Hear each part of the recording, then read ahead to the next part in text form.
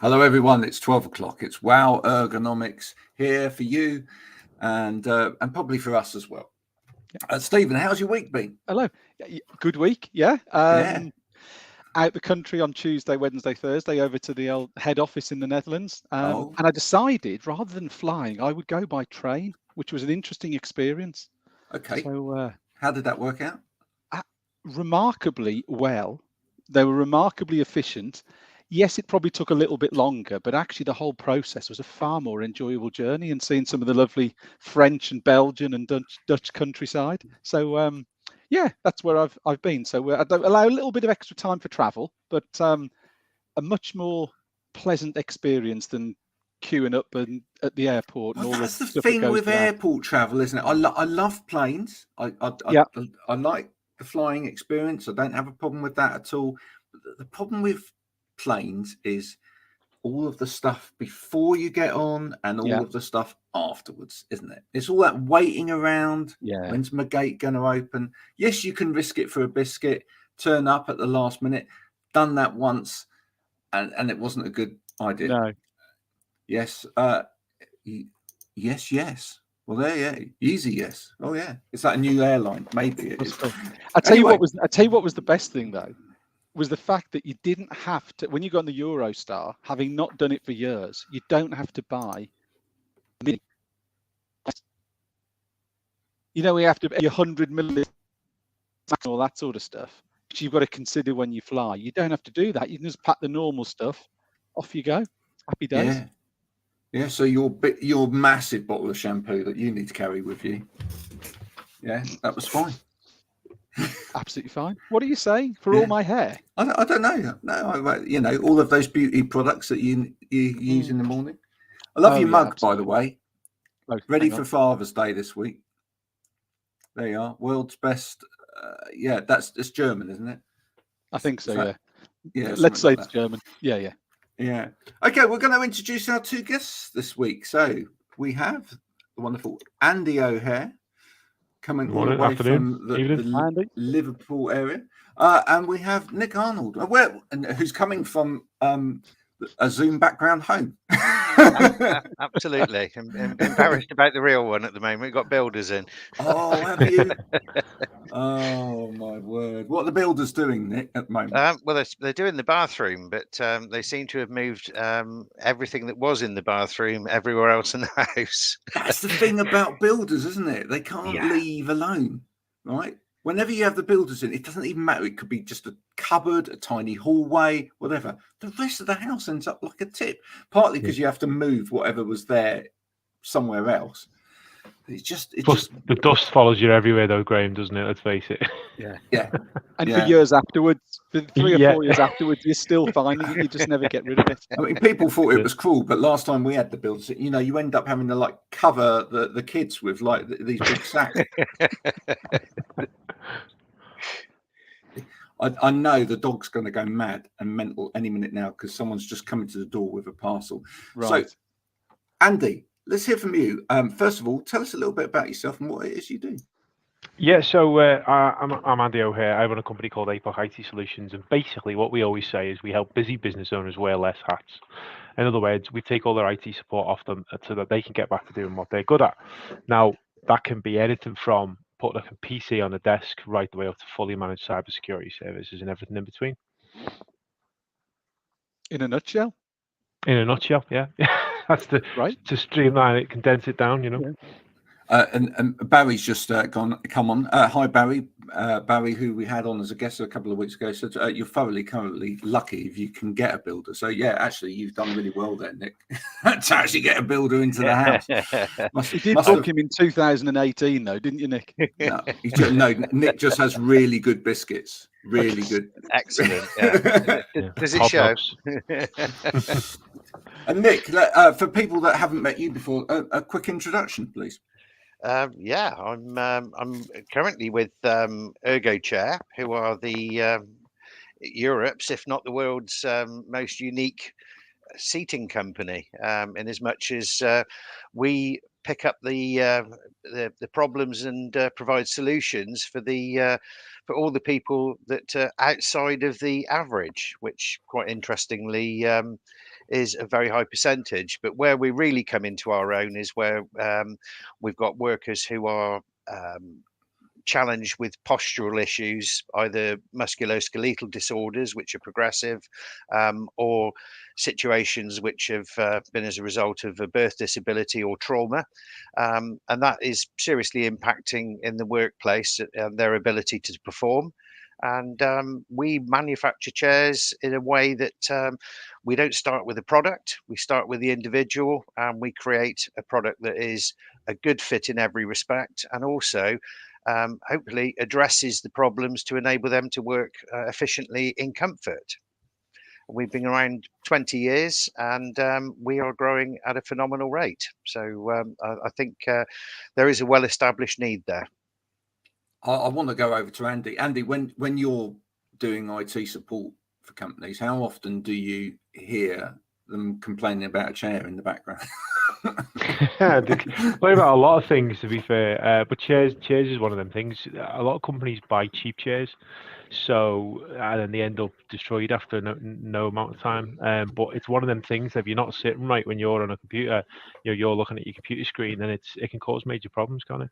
Yeah, absolutely. Now, one of the reasons we want to get you on today, Andy, is to talk about what good IT support can actually help in terms of ergonomics for somebody, right? Because if your computer's not working properly, or actually you're struggling with the process for a computer, it takes twice as long, and the more time you're there having to do the same thing, and I bet we've all done this, everybody here, I've been in an office at 2 o'clock in the morning, damn computer's crashed, I've had to reinstall Windows, then try and get all of the other devices back working on the machine, and it's not good for you. It's just not good for you. So just talk a little bit through that.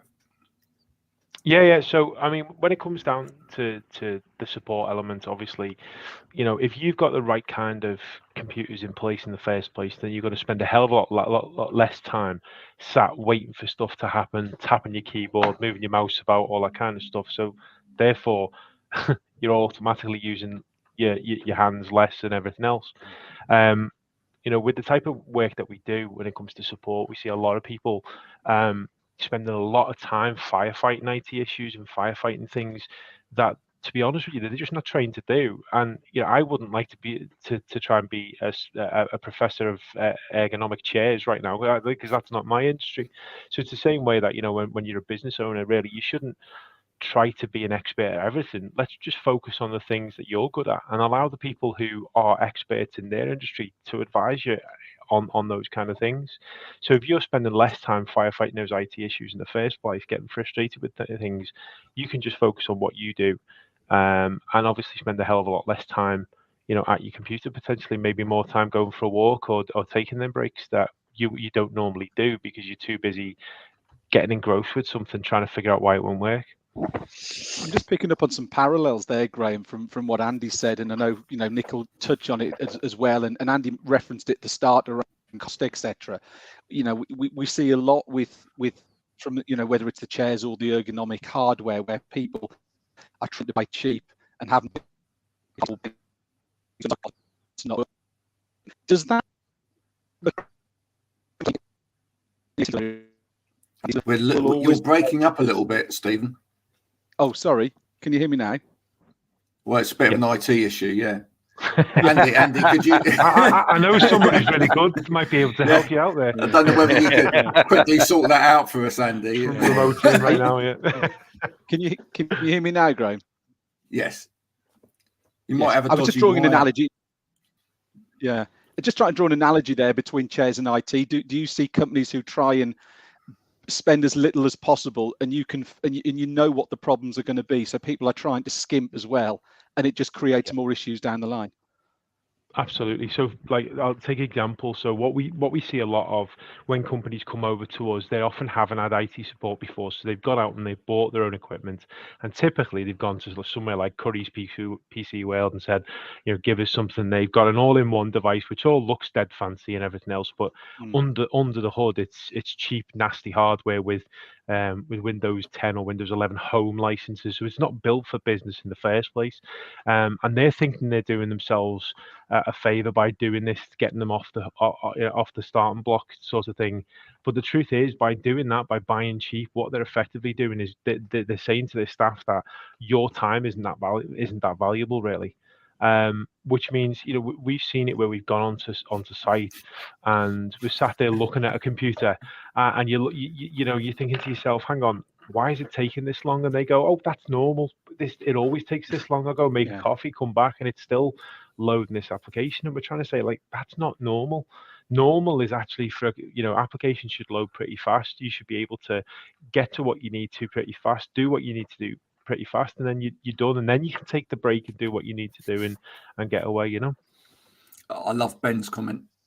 But Ben, also from ErgoCheck, or the Audi middle is part of the problem, actually, that we have just become a nation that is sort of is in supermarket mentality. In other words, if I can just go to one shop and I can just buy it all, that's going to be the answer. Whereas actually, we do need to get experts involved. Nick. I mean, there's a really interesting point here, because there is this perception that having a chair actually made for you is expensive. And there's always the argument about, the efficiencies and the long-term implications actually adding value, which therefore reduces the cost in real terms. But actually, if you take our typical flagship product, made to measure for somebody and fitted with air cells and foams to actually add support and pressure relief, even at our retail price, we are coming in up to 20% less than the leading Scandinavian ergonomic chairs, which are out of the box. So it's really worth investigating because it's not expensive, and the paybacks are massive by comparison. Yeah, absolutely. So it's what people's perception of expensive is. There's plenty of designer stuff out there which carries a premium, but it's the premium is based on economies of scale, I suppose, because it's a smaller marketplace for it. Is it a case, do you think, because of the internet, the evolution of the internet? Now we can go on, we can buy something dead cheap, we can go and figure something out, do all the research ourselves, and have it delivered to our door the next day. Do you think that's part of the problem with this kind of thing? I think it certainly is. However, I think people have lost the correlation between us as human beings being individuals and commodity lines being mass-produced items. I mean, at the end of the day, if somebody was selling shoes, allegedly one size fits all, and they were dirt cheap, would they be selling like hotcakes? I doubt it very much. Nobody in their right mind would actually put on a pair of shoes that wouldn't fit. Yet they'll quite happily park themselves in a chair and suffer the consequence of it, resulting in injuries which can be life-changing. Which ties back to, I guess, to Andy's point, is the fact that then people are buying an off-the-shelf type IT solution, and then trying to fit their business around it, rather than the business fitting around the IT, rather than the chair fitting around the person. You know what I mean? It's because I think when we go to that point of purchase, we like to forget a whole load of stuff. Mm-hmm. I think we look at like a sort of overview picture and think that's okay. So on the computer side of things, we go, it's a computer. It's got a screen. It turns on. It's got the latest version of Windows.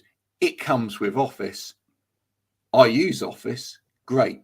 You completely forget about all of those other applications, all of those other things, everything you're going to connect it to in the office, anything outside of those general specifics, and go, that will do.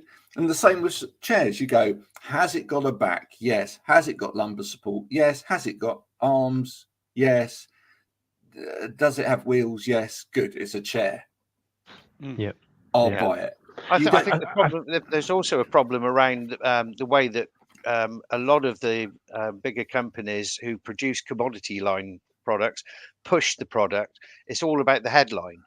They're really highlighting what they think you want to hear, what is going to appeal to you, but actually there's no interest whatsoever in what you're trying to achieve. And I think this is where the value of what Andy does, actually understanding what people are trying to achieve as part of their process, and actually making sure that whatever's put in actually runs along those lines and delivers the result that's required. And that's the same as what we're doing with the seating. And that's exactly it. It's becoming, I mean, from my perspective, it's becoming a trusted advisor to a business, so that they can ask us honestly, and we can be honest with them with the answer. By putting the right computers in the first place, as I said, you're spending less time duplicating. You're sitting there wondering why it's wearing around and everything. So you get more time to actually do the things that you're actually there to do. And let's face it, we don't all want to spend every day 365 in the office, do we all want to get out as soon as we possibly can. So but it is a case of and I think a lot of it comes down to, as I said, because of the internet, because of everything else, we've lost that trusted advisor thing. So we used to go to a shop, for example, and we talk to the people in the shop who were experts at knowing what they were selling, and will be able to give us an honest advice. Do you know what, you might be better spending 10 quid more on this device, because it'll give you, we don't have that anymore. So people are just after it. But then you go to, for example, in computers, people buy Macs and they go, oh, there's such much better devices. And I go, okay, but if you were to spend that much on a PC, you just spent like $2,000 on a Mac. It's saying it's amazing. But if you were to spend that on much of the PC, you'd have an amazing device. But what you're trying to compare is a $2,000 Mac to a £200 PC. It's not the same thing, It's opposite ends of the scale, which I'm sure is the equivalent of a 50 quid chair out of Argos or whatever to something that you're designing for people. Sure. And with a £2,000 Mac, okay, you're getting all the bells and whistles, but actually, if you don't need the whistles, you've wasted your money. And if you talk to somebody who can identify that, you can probably get the best bells on the market and still save yourself money. Yeah. Exactly. That's it. So we've got an uneducated workforce out there that are just buying on the basis of, I see it, I need it, therefore I'm going to get it, without actually asking any experts to get involved, which is a mistake in the first place. How do we start to re-educate the market? I think doing things like we're doing right now, we're sitting here having a discussion, open to the public to listen into. I think that's a great starting point. Just having, I suppose, more chance for people to come and see us and chat to us, so that they can get the right kind of information, the right kind of advice. And I think, it's up to us as well, is to highlight cost versus benefits. It's to show them that actually it's not just a cost, it's an investment, and these are the return on investment. Definitely, it is that classic price versus cost, isn't it? People look at the actual price of it, but they're two separate things. I mean, as you say, the internet, what it's great for doing is comparing a product in a box from Joe Bloggs PLC to Paul Smith Limited and whatever, and you can go, it's the same item. I can pick and choose where I'm going to get it from. That's the best price. By the time I put the delivery cost in, bang, I'll go and do that.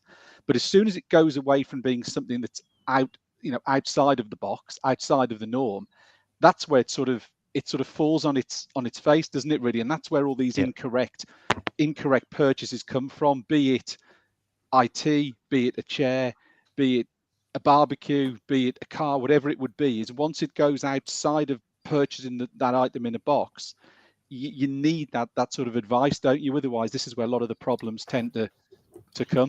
I also think Sorry, Graham. I was just going to say, take monitors, for example. Yep. You know, okay, so monitors, you can buy them all different shapes and sizes. You can have ultra wide screen, you can have curved, you can have flat screen.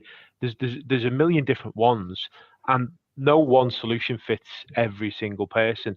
But it's not just about the monitor's shape and size and color. It's also about, you know, what kind of, is it on a tilt function? Can you raise it up and down so it's at the right eye level? You know, these are things, these are standard ergonomic things that people don't think about, but yet it's an important part of the conversation. So we always talk about, what about monitor arms? Maybe you want to mount on a monitor arm on a desk so that you can actually swivel it around and move it wherever you need to move. You know, so it's but people don't know what they don't know, unfortunately. And until they have a conversation with us and we ask them these questions, they go, do you know what? I've never thought of that. You know, that's the thing. I 100% agree there, and I think from our point of view, one of the biggest issues that we've got is the misuse of information, labeling anything ergonomic. It's been dumbed down to the point that, you know, technically speaking, anything that has been designed for a purpose could be, you know, allegedly ergonomic. Excuse me, 2 seconds, Nick. I just got to get my ergonomic teddy bear. Yeah.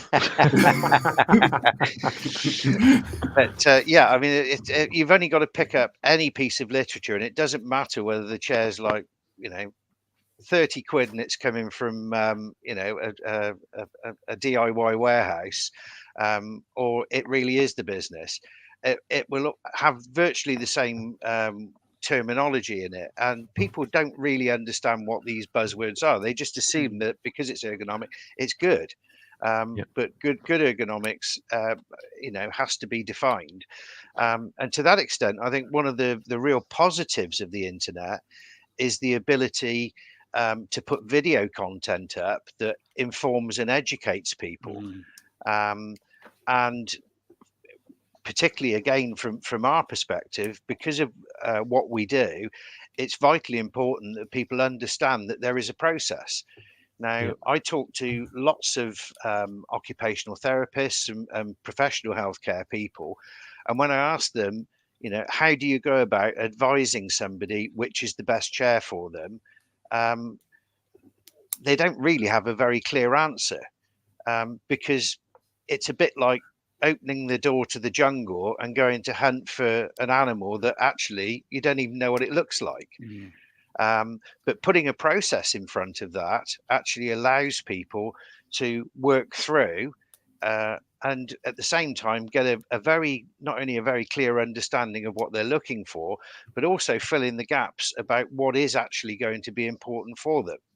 Yeah. You know, I was just going to say, a lot of it's about asking the right questions in the first place, isn't it? If we ask the right questions, we can start to build a picture of what it looks like. So, you know roughly, and then you need to ask a few more questions to get deeper into the conversation.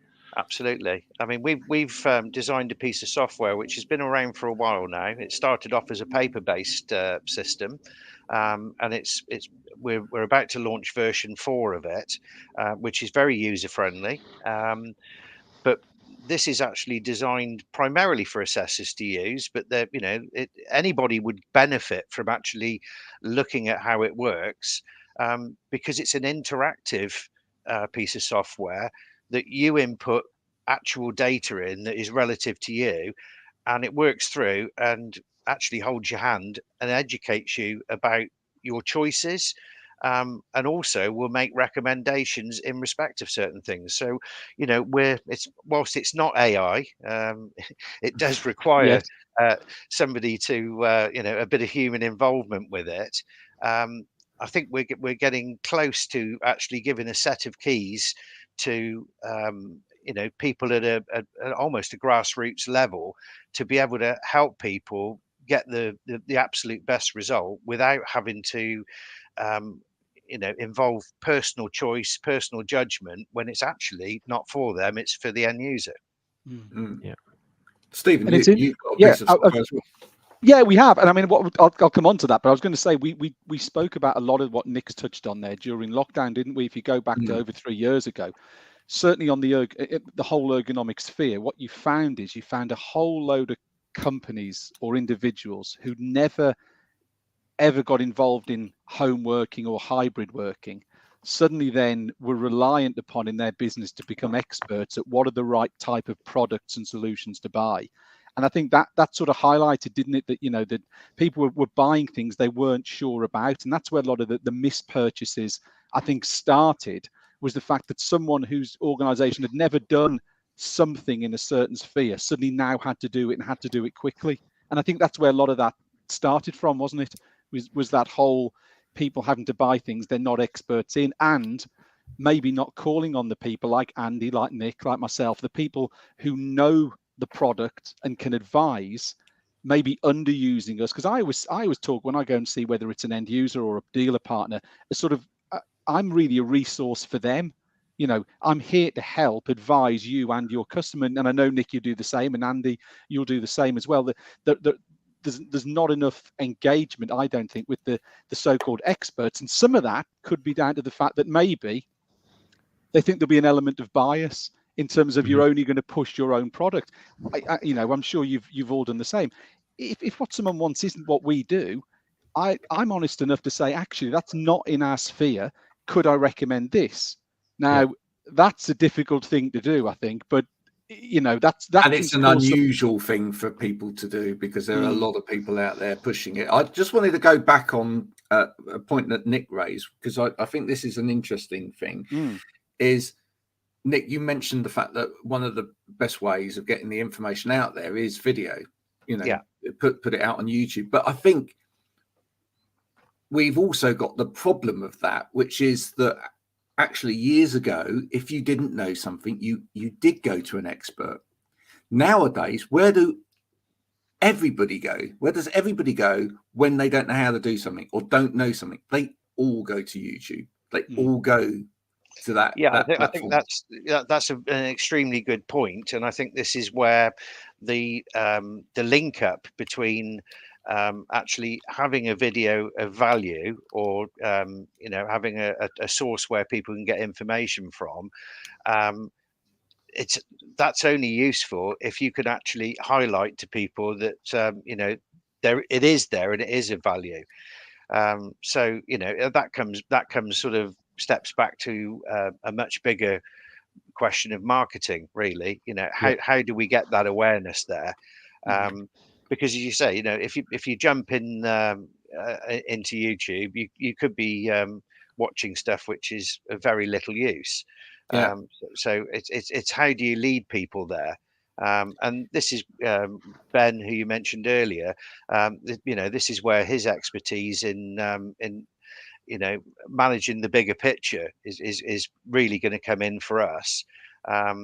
It'd be interesting to hear from Andy about, you know, how you connect with you know, your potential clients in respect of you know, highlighting your services. Do you know, it's one of them areas it's difficult, and I think the reason it's difficult is because what we're providing is not an off-the-shelf solution. So advertising is really easy for the companies who've got big marketing budgets, who are able to just throw it out there, and they can sell as many of these widgets as they want because they're all the same widgets. Whereas what we do is not widget selling. We're actually selling the experience around it. So we're selling the fact that we'll sit down, listen, find out about the company, find out about what the needs are. So you can't just sell that as a product on your website, if you know what I mean. You can't just get someone to sign up and go instantly buy that product. But I think that's part of the problem with everything that we've discussed so far, is because these bigger companies have got the advertising budgets to be able to push it. That's why these sort of general solutions get sold a hell of a lot more. People just go, oh, that must be all I can get, without realizing that there's a hell of a lot more. But again, you've talked about experts before, but I think part of the problem was that so many people, especially during lockdown and everything else, rose up as experts at X, Y, and Z, and they're not. They were just talking about it. They didn't have a clue. They would just claim to be experts and then sell a product on the back of it. And I think the public have a general distrust now for a lot of these so-called experts, because it's like, well, who is an expert and who isn't? How do we find a way to, you know, to figure out who the people are who actually know what they're talking about? you know, and I think that's part of the problem, really. Yeah, I think this is where a process is very important, because if it's there, if you say to somebody, this is where we're going to start, and this is where we're going to finish, and this is what's going to happen in the meantime, and it's going to shake down as a result of what happens between those 2 points, that is very clearly not a product pitch. We call it like an upfront contract, so we're quite open and honest at the beginning of a conversation. You know, we'll go through a process with people, as you say, and you know, the first one might be finding out about the company and everything else, and then it might go into a solutions meeting. Then, and the solutions meeting will be where we present what we think is the right solutions, linking it up to all the problems and everything else, and then obviously, but we make it clear along the way. I think Stephen, I think you brought it up before, is that actually, if we don't feel like we can really provide the right product for you, we ask for permission to tell them, because let's face it, it's pointless carrying on with a whole pitch and everything about something if it's not right for the customer. We're happy to walk away from a deal if what we do isn't right for them. And I think, but you're right, it has to be a process, and that is that defined process on which meeting does what and everything else along the way, you know. Harvey says, interesting, when you're offering a solution, it's about finding your community, your audience, and building excitement, engagement, and trust. Absolutely. It's what I was about to say, because I know this is a completely different sector, a different thing, but I've had this conversation with several musicians of a fairly high level this week. And one of the things that they have said that they're needing to do now to cut across the noise, because you think like Spotify, you know, little black dot in the corner of the room, and literally you can ask it for anything, and there's like, you know, millions and millions of songs on there. How does that artist get their stuff heard above everybody else? They have to build community, and they have to build trust within that community. And one of the things that a lot of musicians are starting to talk about, and I think actually we're going to see this in lots of industries as well, because I think we've all got the same problem, is more of exactly what we're doing now, which is that not necessarily bringing this information in silos anymore, not necessarily just having, you know, office furniture manufacturers talking, but having people like Andy and Nick talking together in the same space. Because actually, I think where you actually then bring experts who will provide solutions across an industry sector together, and they can amplify each other's voices, that's where you can build the trust, and people can look at it and go, well, they're working together, they're trying to do this for the better good. There must be something in this. Because typically, as you say, the bigger companies that just want to push product, they will just do that on their own. They will say, here we are, we've got loads of these, it does this, isn't it brilliant, have it. You know, what they won't be doing is they won't be working with other people to raise their voice up. Correct. Yeah, that's incredibly important for, you know, everybody who is serving the end user to realize that, you know, there are so many aspects to working that you can't just focus on one of them. You've got to actually acknowledge the fact that, you know, it requires a team of people to address, you know, everything from equipment, peripheral, actual IT equipment, software, even the environmental, you know, the actual space that somebody's working in, the lighting, etc. You know, it all has a combined effect. And, you know, the sooner that people realize that actually it's a very big topic, and what they should do is be, you know, treating it as such, then, you know, the better for everybody, I think. I mean, I've worked with Steve over the years, on a number of road shows that we've done. You know, it's been a very diverse group of people, and yet the audience that have come have actually, when we've done it on a rotating basis, so they've spent sort of 25 minutes, half an hour, you know, looking at one particular aspect of it, seating for argument's sake. then they're looking at peripheral items, then they're on, looking at, many other aspects of it. And the feedback that we've got from that was that, wow, this is great, because it all actually does work together. There's nothing conflicting there.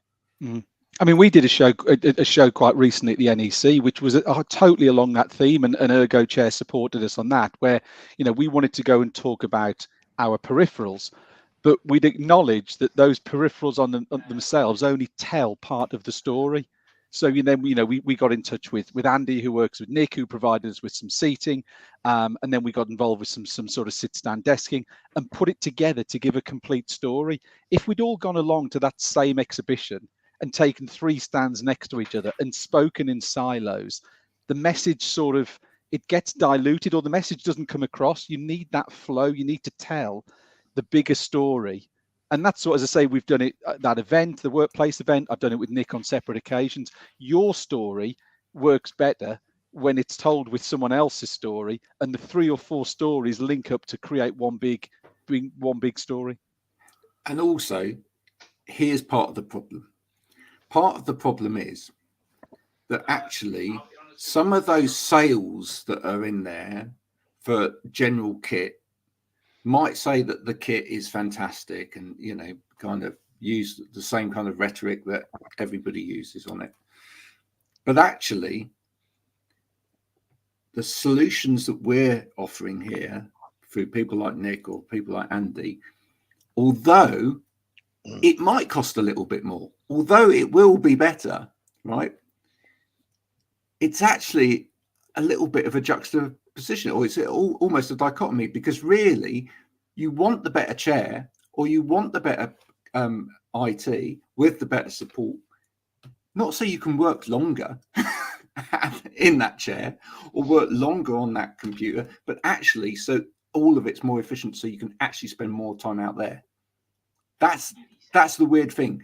People have got to almost understand in this narrative that you're buying better so that you almost use it less.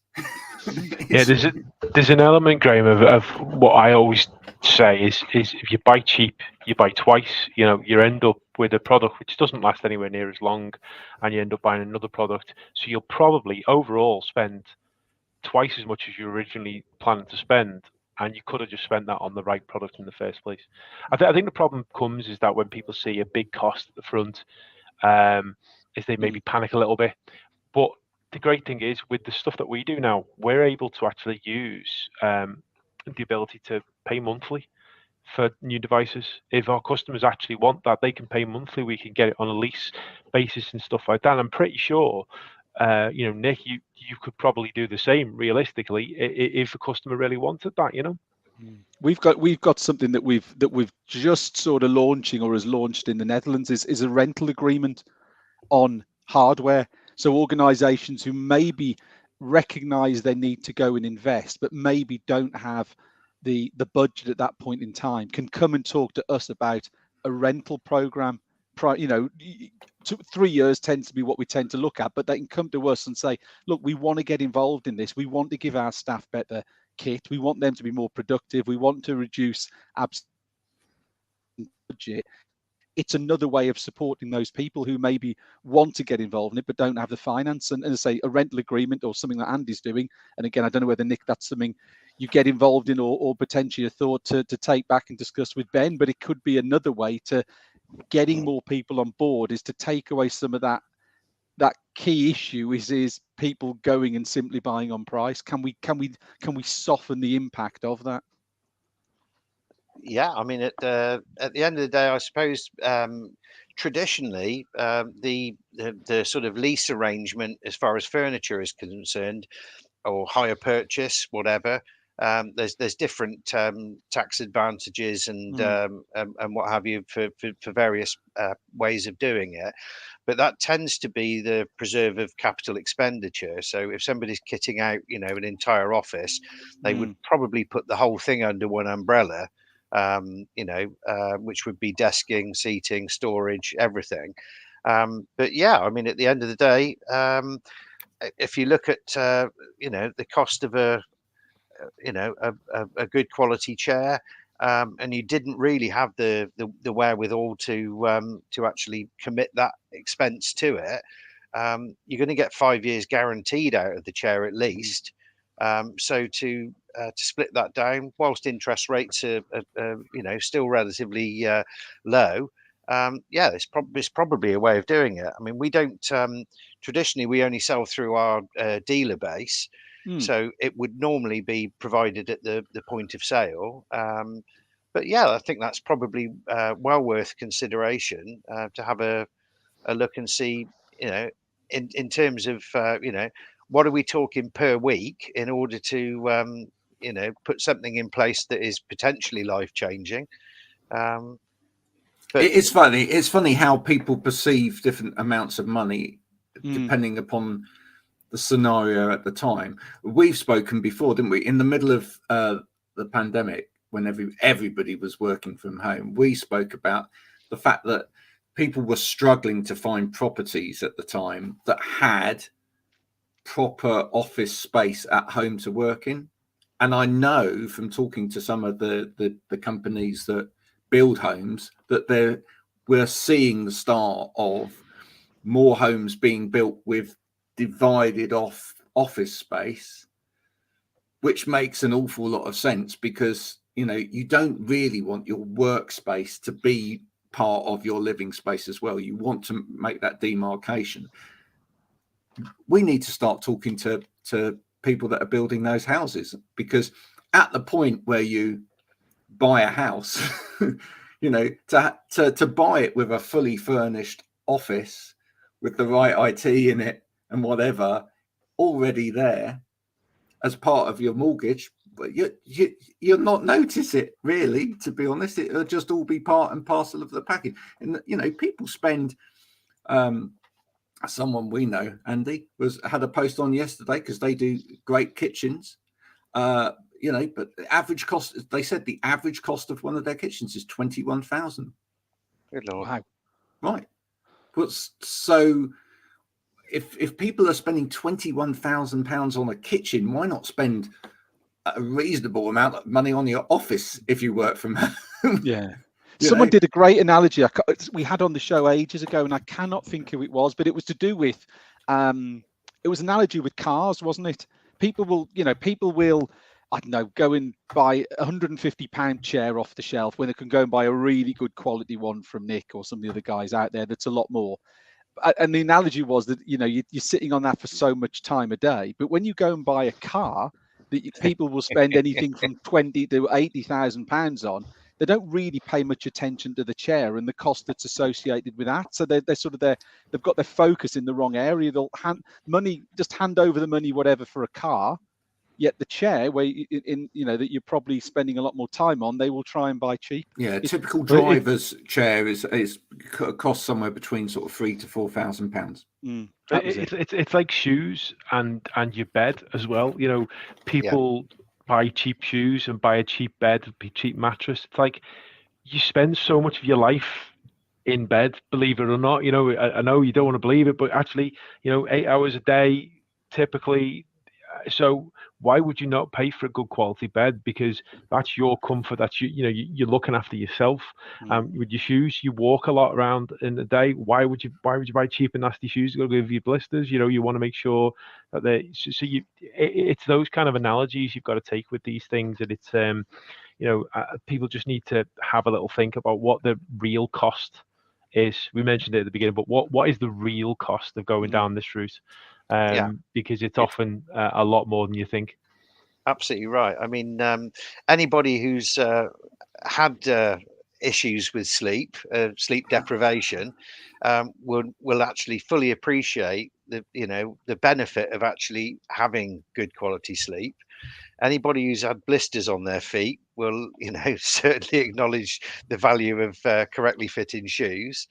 And yet, we're a nation of moaners when it comes to IT and aches and pains at work. It's they're the absolute devilment of the worker, and yet it's completely within their remit to actually resolve those issues. Yeah. Absolutely. Just going back to how much importance you attach to it. Just going to say, just going back to my musician friends a minute, the other thing that a number of them are starting to do, and we have talked about this before, Stephen, is they're going into schools. Yeah. Or they're going into colleges, and they're starting at a younger level, trying to re-educate. Is part of what we need to be doing here to do that as well, just to make people more aware, of what proper ergonomics is, that it's not, just something that you can just stick on a word that you can just stick on the front of everything and that's it. But actually, there's a proper science behind all of this, and also, make them more aware of the importance of, what productivity, etc., is, because this is important stuff for this next generation and I know a lot of younger CEOs are really hyper focused on health and well-being, but unless we actually really educate around the narrative of that, a lot of it could be just greenwashing and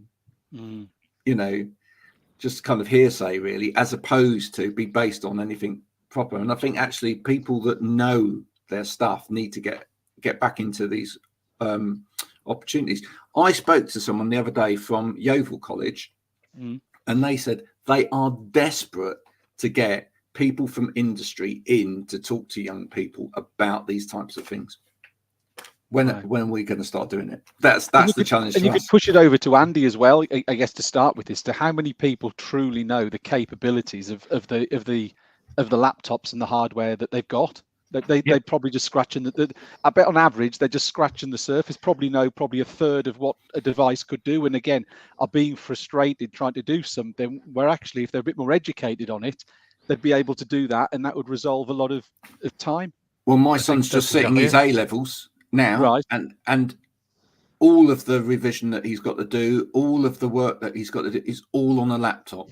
It's all computer based. Youngsters don't use pens and paper very often anymore. They use devices, and they need to know how to use those devices properly. They get a tiny bit of education at school about IT and devices, etc., but they don't really get enough. And I think a lot of this is getting us back into education and giving that advice. Before you answer that, Andy, I was going to say, Mark Rigby's just joined and commented. Now, Mark Rigby is one of the few people I know who still uses paper diary. And I thought I must get that in when we're talking about people using technology. As Mark arrives, Mr. Paper Diary himself. So apologies about that. So no, I think it's funny because some people still do, and that's absolutely fine. I think what we tend to try and do is we tend to try and mold ourselves based on what everyone else says is the right thing. But you've got to find what's right for you. It might be a paper diary, and that's absolutely fine. For me, if I used a paper diary, I'd never know what I was doing from 1 minute to the next because I'd leave it behind all the time. And so I wouldn't stand a chance. If I don't use I have everything in a digital diary, and I have to say to the wife, look, if you don't put it in my diary, it's not happening. If there's a party somewhere and I don't know, it's not there, and I book something else, that's your fault, not mine, because according to my diary, I'm free. So that's absolutely fine. And I think, we've all got to find our ways. But I think coming back to your point about educating people. That comes down to people actually realizing that they are individuals. Exactly. I think, unfortunately, because we're talked at by a lot of the industry. We just take it for granted that we're all the same, and what's good for one is good for another. I think asking yourself intelligent questions, to actually find out what your needs are, and then matching those needs off against products or services that are going to give you the result is the way forward. As I say, we've alluded to the fact that we've done road shows before. I mean, the days of the UK having product exhibitions are pretty much long gone. But I think there is room on the circuit for road shows that are educational. And from our point of view, we work a hell of a lot with what we call the influencers, which are people who do the assessments, and they can be occupational health, occupational therapy, physiotherapists, even chiropractors, and so on and so forth. So these are all people that are actually working with individuals around their postural health. And we've invested a lot of time and a lot of money over the years, and we're continuing to ramp that up, to actually educate these people on what is possible. It's not products that we make, it's what can be done, and how it can be done, and the fact that there is a joined up process, that you can interact with, you can engage with, and go on that journey, which gets a result. And that has been really quite critical for us in turning around from being a niche product to actually being something that people are openly accepting now and using as a tool.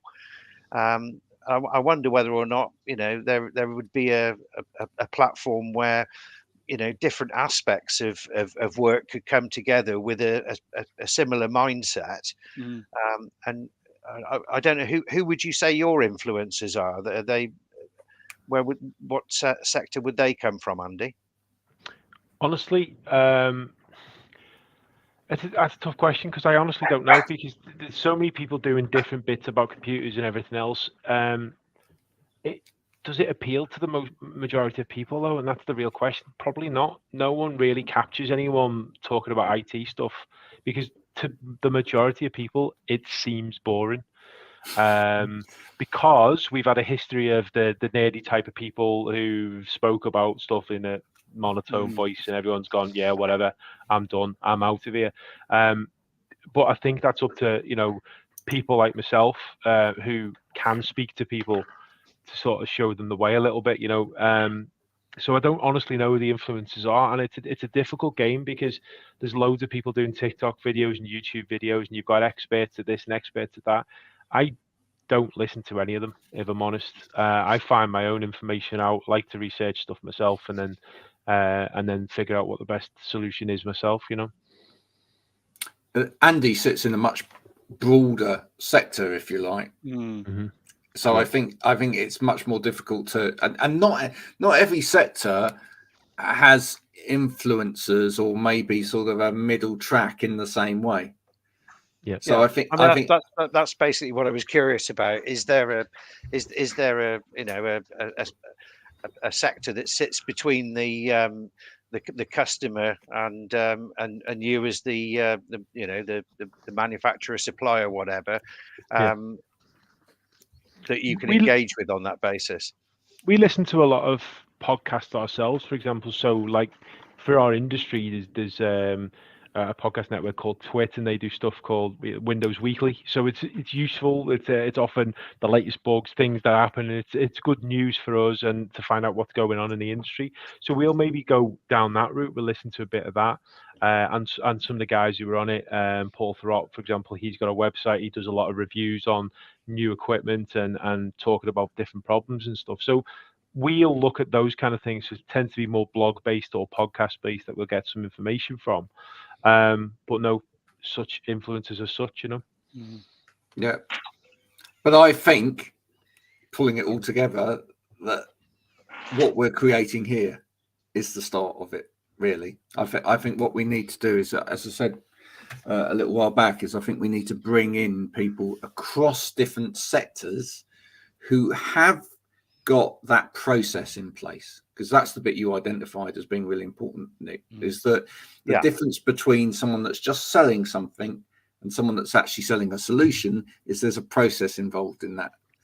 And we need to bring in process-driven businesses together to talk to businesses about the fact that you need to go through a process.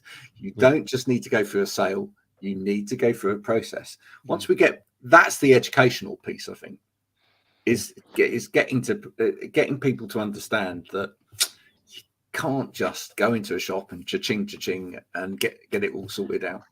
Do you think that's because sales had became like a dirty word in some aspects because of the, the old type of we had to have Kirby cleaners who come into your house with a Hoover, throw something, and then they wouldn't leave until you actually call the police or whatever, that kind of thing. And that was, I actually walked into one of their secret meetings once by accident. There we go. It was quite frightening.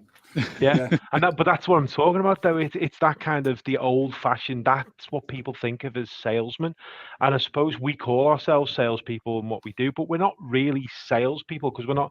We're actually advisors. We're trusted advisors, and I think maybe it's around changing people's perception on that kind of stuff, so that they know who to trust. But you're absolutely right. I think doing Q&A sessions, maybe like webinars where people can come on and ask the questions to us.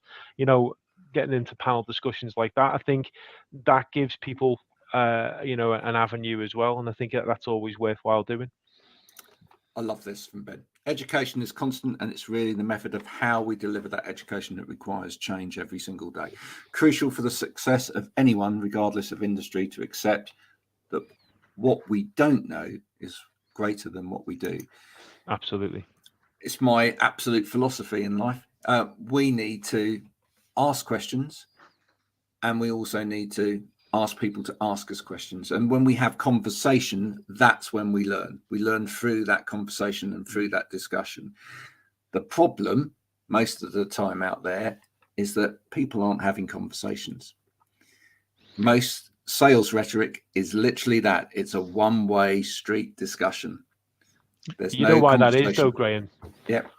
It's because when we were kids, we were told to stop asking questions. Stop asking. You're asking too many questions. And I'll be honest, I've said it to my own kids at points. But then when you realise what you're effectively saying is just, don't question things, just accept what you're given. But now we're in an environment where we need our kids, the younger generation, to ask questions, to be asking, hang on, is this right? Because what's actually happening now is people are being presented with TikTok videos and Instagram posts and all this kind of stuff, and they're believing it's real. And I had to tell my son just the other day that just because some fella said he made millions on cryptocurrency and he's got a picture of himself with a Lamborghini and a jet doesn't mean he owns the Lamborghini or the jet or is a cryptocurrency billionaire. It's not actually the truth. What he actually has done is rented a Lamborghini for like an hour so he can get a picture took with it, and a jet. And that's the reality of what it is. That's So not actually we've got to Nick Steinway in the back of that. Yeah, he's rented it for the day. Just rented for the day. That's it. Yeah, but just like Stephen's rented all them Prime bottles for the day. He doesn't really own them. He can't afford them. No, he's no, they're up there, aren't they? That's it. There they are. Yeah. I think another thing as well is that the dark arts of buying and selling are traditionally adversarial, whereas actually what we're doing is much more of a collaboration. Yes. So it's on a different level, and I think if that was highlighted, that we're offering a different experience, we want to work with you, not fight you, and one of us is going to come off slightly better than the other. We can both win. Yeah. That's the key. What you've just said is we want to create win-win scenarios for people. That old Kirby cleaners type thing is you win-lose environment. They win because they've just got you to sign up for the Hoover, but you've lost because you've just bought an expensive Hoover that you didn't need. But what we're really doing is it's not sales isn't the process of just selling a product. Sales is the process of qualifying people that they actually need the product that you're selling in the first place, qualifying that they can afford the product or whatever else, and actually also disqualifying people is a big part of it. Getting a no is not a problem. Getting a no is actually great because actually that person doesn't need this product. It's another conversation. So we can spend our time then on the next conversation. We could go on all day, but we won't. Because you people out there probably have something else to do. Thanks to all of our guests for a great conversation today. Andy O'Hare, from APOC IT Solutions, Nick Arnold from ErgoChair, Stephen Howe, obviously, from back at Alkheisen, and myself, who just hangs around on LinkedIn all day. Until next week, when we will be back. Yeah, fact. True story. Until next week, when we'll be back with another Wow Ergonomics. I hope you've enjoyed this. If you have, please share it with other people. Keep the conversation going, because that's what it's all about, as we've just learned over the last hour. If we keep sharing these conversations and we keep having these conversations with people, I think we get closer to the truth, and actually we all do a better job for everyone. So have a great week. Enjoy the last bit of the sunshine for this week. Hopefully, I think we get a little bit of rain coming in, but I think the ground needs it. Until next week, bye for now. Cheers, guys. Bye.